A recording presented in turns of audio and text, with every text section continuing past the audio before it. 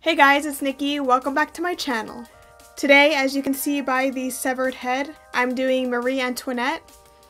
This kind of neck look here can probably go for a lot of Halloween looks, not just Marie Antoinette. Before we get started, if you do find this video helpful, please don't forget to give it a thumbs up and also subscribe to my YouTube channel by hitting the little button right down here. Once you hit that button, don't forget to hit the bell right next to it so you can be notified every single time I upload a video. I can't work like this. What's that? I can't work like this. What? There's cats taking pens and eating curtains. Guys, come on. Pens, curtains, really? Just a reminder for you guys, as I mentioned in my last video, I do have my 500 subscriber giveaway coming up this weekend, and I'm giving away some pretty exciting prizes. So if you want to see how to get this Marie Antoinette severed head look, please keep watching. What? What's the matter? Oh. What do you want me to do about it? Oh. Do you even know what time it is, buddy? It's pretty late. Just a disclaimer, the next clip is going to be me without makeup, which is equally as terrifying as this, so brace yourselves.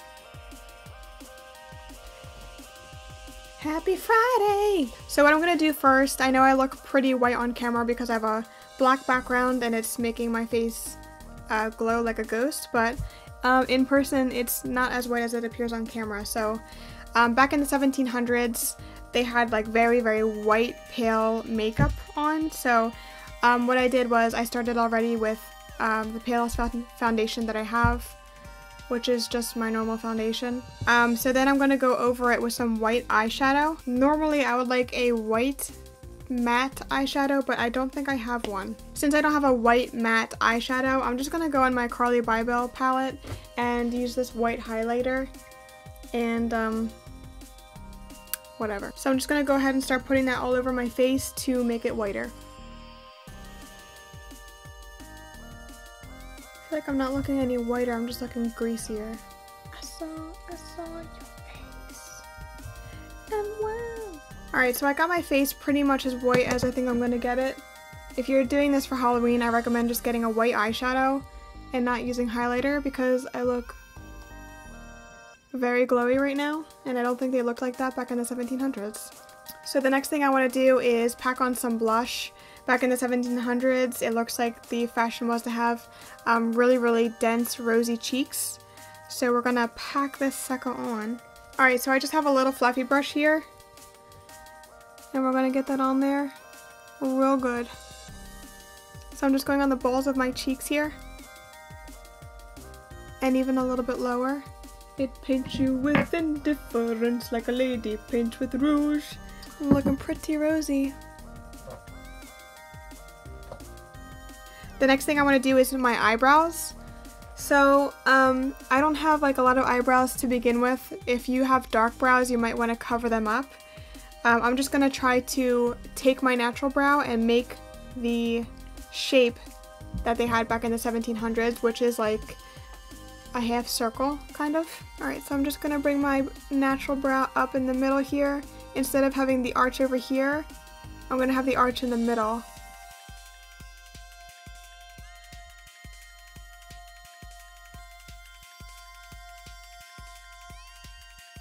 Like I said, it's more rounded up in the center of the eyebrow and then it comes down instead of being arched more over here.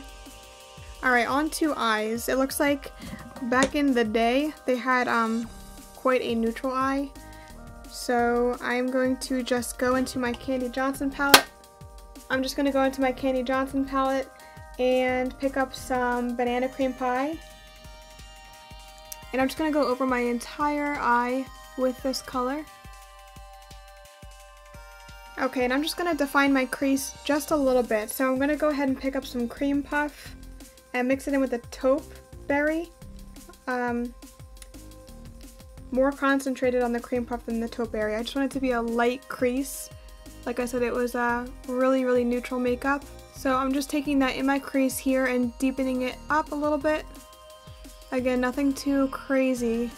Alright, so I just have that, like I said, that taupe berry and the cream puff right in my crease. I want to go ahead and pick up the taupe berry on a very small dome brush. I'm going to drag that under my eye, just dragging it across my lash line and pulling it down quite a bit. Okay, and the last thing for eyes is I'm just going to pop some mascara on my eyelashes, just on the tops of my eyelashes. Okay, moving right along, I have my mascara on the tops of my lashes. A lot of pictures I see with the 1700s makeup, they have that like fake mole on their cheek. So I'm gonna go ahead and do that. I'm just gonna use e.l.f. liquid liner. Get a little dot.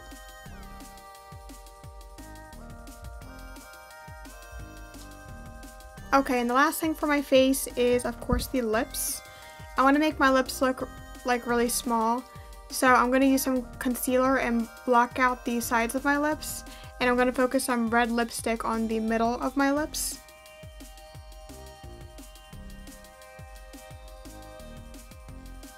Alright, so I have my red lipstick. This is just a cheapy one. It's actually NYX. I got it so long ago. So I'm just going to focus this on the centers of my lips. Centers? Like I have more than one center. So I'm just popping this on the center of my lips. And when I get to the edge here, I'm just kind of fanning it out and making it very faded looking as it goes towards the edge of my lip. Something like that. I'm going to go ahead and put my hair up and pop on my wig. I actually couldn't find a Marie Antoinette wig. They do have them online, but I just thought of this idea like 2 days ago and nobody would overnight me a Marie Antoinette wig. Rude. So we got the Colonial Man wig. My space buns are really in there. Owie. Oh. Alright, so we got the wig on. I'm just gonna do a quick shirt change because I need something more open-necked, and I'll be right back. Alright, now for the neck. I just put on this little thing. I don't know. It's as Marie Antoinette as it's gonna get for me. So what I want to do is make it look like my head is actually like disconnected from my neck, and I want there to be like a little bone showing, and I want you to be able to see like kind of inside of my neck. It's going to create that kind of illusion. So what I'm going to do is start with this soft liner from Revlon. It's just a black one, and I'm just going to outline my neck. So right at the base here, I'm going to draw a circle, or a half circle I should say.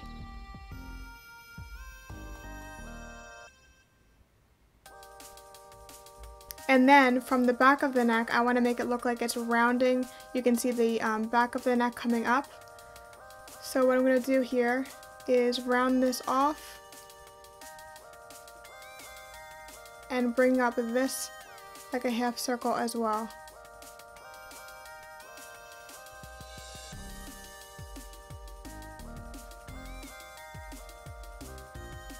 Alright, that is a start. As you can see, it looks like just like a squished circle. But anyway, I want there to be like a little bone coming up here.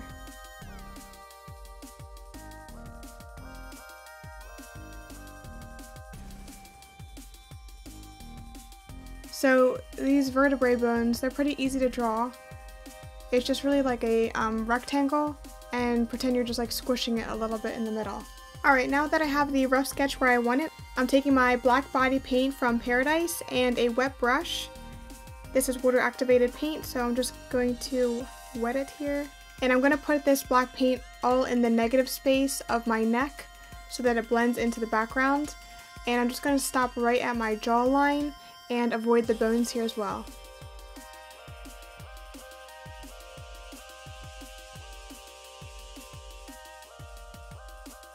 Alright, so I have that negative space filled in on my neck. We're going to darken up this hole here as well, but I want to paint my bones white. So we're getting to the end of this paint here, but this is my white paint pot from Wolf. Again, it's water activated paint, and I just have that on a very small brush here, and I'm just going to work on painting in those bones. Alright, so I have those bones painted in white. Now I want to work on the dead space in the middle of my neck here. So what I want to happen here is have the darkest black here around the ridge of my neck on the bottom, and then as it goes up here, start to gradiate more into a lighter gray once it hits this black here. So that'll make it look like you're seeing the back side of my neck and it's just kind of going into my, like, a dark body. So I'm just taking some black paint for the bottom.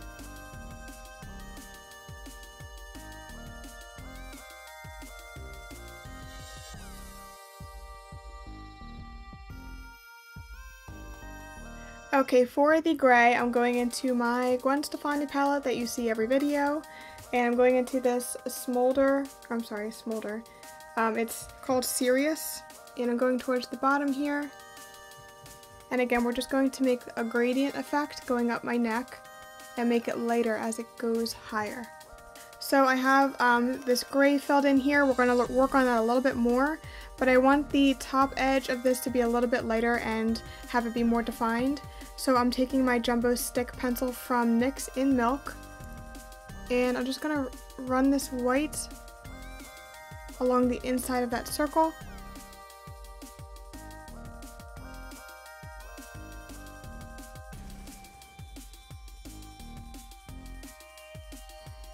Alright, now I'm just using this fluffy brush here to blend in that white so it doesn't look like a harsh line.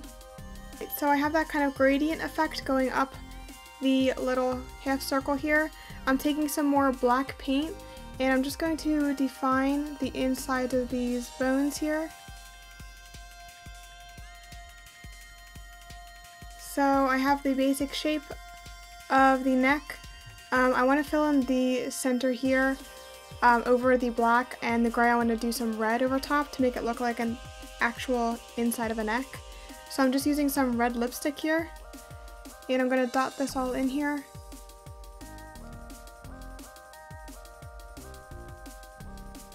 And build it up at the base here, and then with a brush I'm just going to drag it up. Okay, and I'm just going to blend this out here.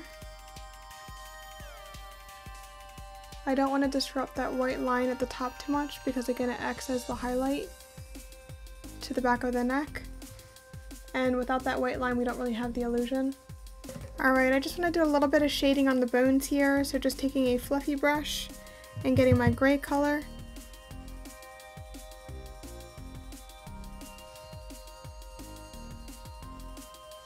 I'm just adding some shadows along the edges here, again to make it look a little bit more realistic. I'm just putting some black shadow on this bottom bone here to make it look like it's more set back in my neck.